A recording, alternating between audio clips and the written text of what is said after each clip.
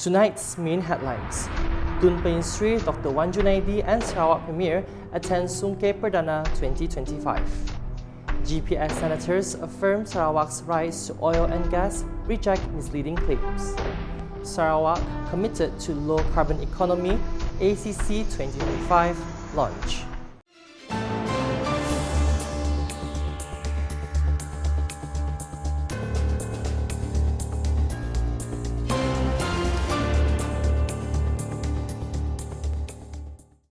Good evening. Sarawak Governor Tun Pehin Sri Dr. Wan Junaidi Tuanku Jaafar and his wife Toh Puan Datuk Patinggi Fauzia Muhammad Sanusi, together with Sarawak Premier Datuk Patinggi Tan Sri Dr. Abang Abdul Rahman Zohari Tun Datuk Abang Upeng, attended the Sungke Perdana 2025 program at the Astana Negeri Sarawak on Tuesday.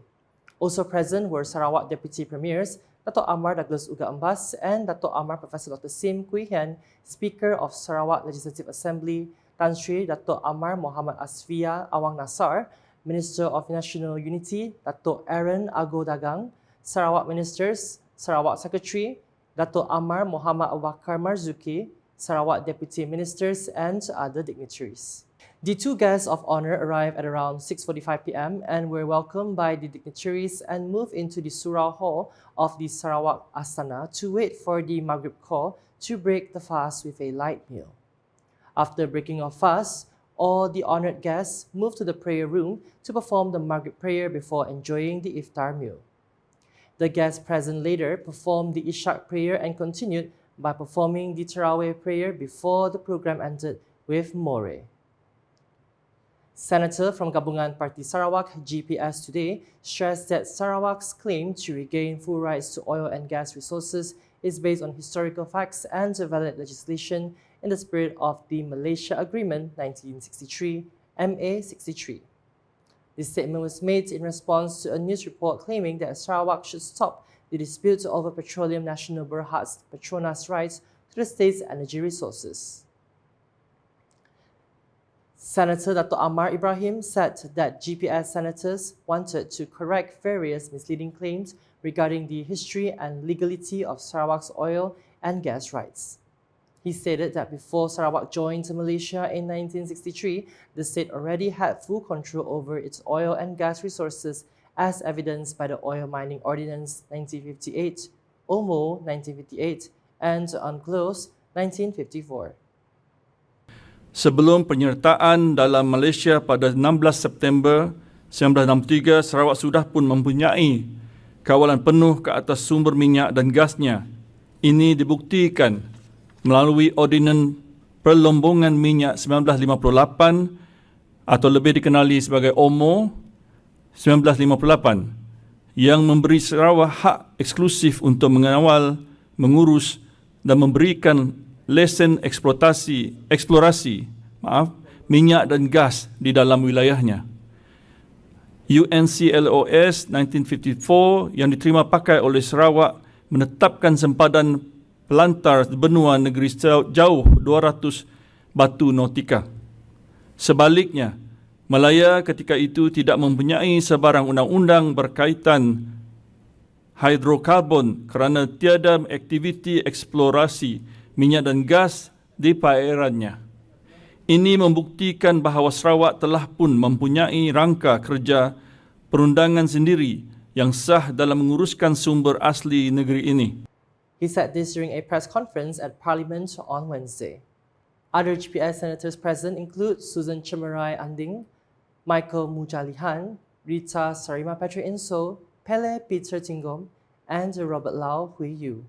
Selepas tragedi 13 Mei 1969, Kerajaan Persekutuan menggunakan kuasa darurat untuk menghadkan sempadan Laut Sarawak kepada hanya 3 batu nautika melalui Ordinan Darurat nombor 7/1969, Ordinan Darurat nombor 10/1969. Tindakan ini telah mengambil kawalan ke atas perairan dan sumber minyak serta gas Sarawak tanpa persetujuan negeri. Walaupun perkara 2B Perlembagaan Persekutuan menyatakan bahawa sebarang perubahan ke atas sempadan negeri mesti mendapat kelulusan Dewan Undangan Negeri DUN dan Yang di-Pertuan Negeri. Meanwhile, he also criticized the federal government's action in unilaterally changing Sarawak's maritime boundaries in 1969, which he said was contrary to the spirit of MA 63 and without the consent of the Sarawak Legislative Assembly. According to him, this decision is not only against the spirit of MA 63, but is also a denial of Sarawak's rights to natural resources that have been under the state's jurisdiction. He also stressed that the 1976 agreement, which allegedly saw Sarawak ceding oil rights to Perdana, is invalid from a state law perspective because it was not brought for approval by the Sarawak Legislative Assembly. Furthermore, GPS is demanding that the federal government restore Sarawak's rights to oil and gas, study and reconsider changes to maritime boundaries, and ensure that any negotiations related to natural resources are carried out transparently. GPS akan terus memperjuangkan hak Sarawak mengikut lunas perlembagaan dan undang-undang yang sah. Perjuangan ini bukan soal menuntut lebih tetapi menegakkan keadilan seperti yang dijanjikan dalam MA 63. Sarawak berhak mengurus dan mendapat manfaat penuh daripada sumber aslinya dan kami tidak akan berdiam diri sehingga hak ini dikembalikan sepenuhnya. Sarawak reaffirms its commitment to developing a low-carbon economy through various sustainable initiatives, including carbon trading, renewable energy, and the hydrogen economy. This matter was emphasized by Sarawak's Deputy Minister of Energy and Environmental Sustainability, Dr. Hazlan Abang Hipni, when announcing the Asia Carbon Conference 2025 ACC 2025 in Baitul Makmur, Putrajaya today. ACC 2025 to be held on 29 to 30 May 2025 at the Borneo Convention Centre, Kuching, will be an important platform for discussing carbon markets, sustainability policies and investment in green solutions. Sarawak is deeply committed to achieving a sustainable low-carbon economy while ensuring balanced economic growth and environmental stewardship. Through our Sarawak post-COVID 2030 development strategy, we have identified sustainability as a core pillar in transforming our economy into one that is resilient, green, and inclusive. We have identified sustainability as a core pillar in transforming our economy into one that is resilient, green, and inclusive. He added that Sarawak has implemented various large-scale projects such as forest conservation, peat soil recovery, as well as investments in hydrogen energy and hydroelectricity, which will help reduce the carbon footprint and support the clean energy transition in the region. He added that Sarawak has implemented various large-scale projects such as forest conservation, peat soil recovery, as well as investments in hydrogen energy and hydroelectricity, which will help reduce the carbon footprint and support the clean energy transition in the region. This conference also features several industry experts who will share their views on climate change, mitigation, and energy transformation. ACC 2025 is organized in collaboration with Argus Media, the Ministry of Energy and Environmental Sustainability Sarawak, and Business Events Sarawak, which aim to promote global efforts in reducing carbon emissions. Sarawak is set to make history by hosting the Sarawak English Literacy Conference SELC 2025. Sarawak is set to make history by hosting the Sarawak English Literacy Conference SELC 2025, a first-of-its-kind initiative in Malaysia aimed at strengthening English literacy and science, technology, engineering, and mathematics STEM learning. Organized by the Layar Education Development Committee, LEDC, with the support of the Ministry for Education, Innovation and Talent Development, MEITD, and Business Events Sarawak, BE Sarawak, the conference will take place from 17 to 19 September 2025 at the Hikmah Exchange, Kuching. Deputy Minister for Youth, Sports and Entrepreneur Development, Datuk Jarod Rentap Jabu, stressed that the mastery of the English language is not just a communication tool, but is the key to academic success economic opportunities, and the ability to compete internationally.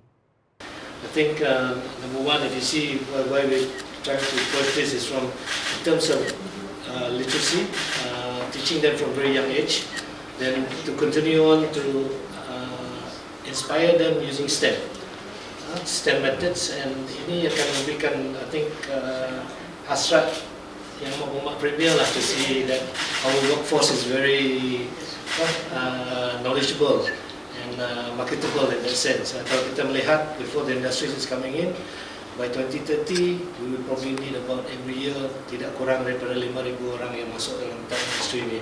Dan kebanyakan ini adalah di dalam bidang engineering dan science and technology. So we need to have to train that our Sarawakian children dapat to be able to go to that level. So this is one of the approaches for our conference. He said this during the official press conference of the SELC 2025 launch. He also emphasized that English literacy must go hand in hand with the cultural strength and multilingual heritage of the people of Sarawak. The Sarawak Public Communications Unit UKAS created history when it was officially accepted as a member of the Malaysian Press Institute MPI today. The presentation of the membership certificate to UKAS was officiated by MPI President Datuk Yeoh to Sarawak Deputy Secretary Operations Datuk Hee Chang-Ki during a courtesy visit by UKAS at the MPI Training Centre in Cyberjaya. Datuk Hee described UKAS admission as a member of MPI as very timely, in line with its goal to empower UKAS staff with the latest skills needed in the media industry. Meanwhile, he said that UKAS plans to establish a strategic partnership with MPI in an effort to strengthen its role in the media industry in Sarawak. Datuk Hee said this partnership is very important, especially in UKAS' effort to improve the quality and skills of journalists, especially in the face of the rapid development of new technologies such as artificial intelligence (AI) in the media industry.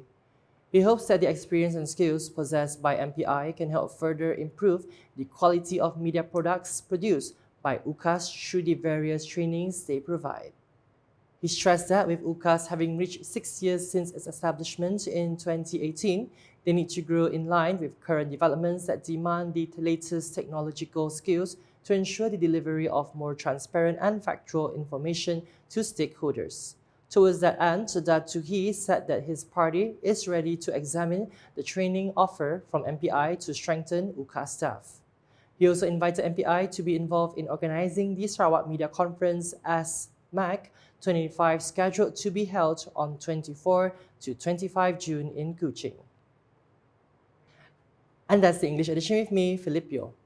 More news can be found in our official portal, ukas.sarawak.gov.my, and social media platforms including Facebook and YouTube. We conclude tonight's UKAS Bulletin with the Sungke Perdana 2025 program at the Astana Negeri, Sarawak on Tuesday. #Saluran Informasi Rakyat. Have a good night.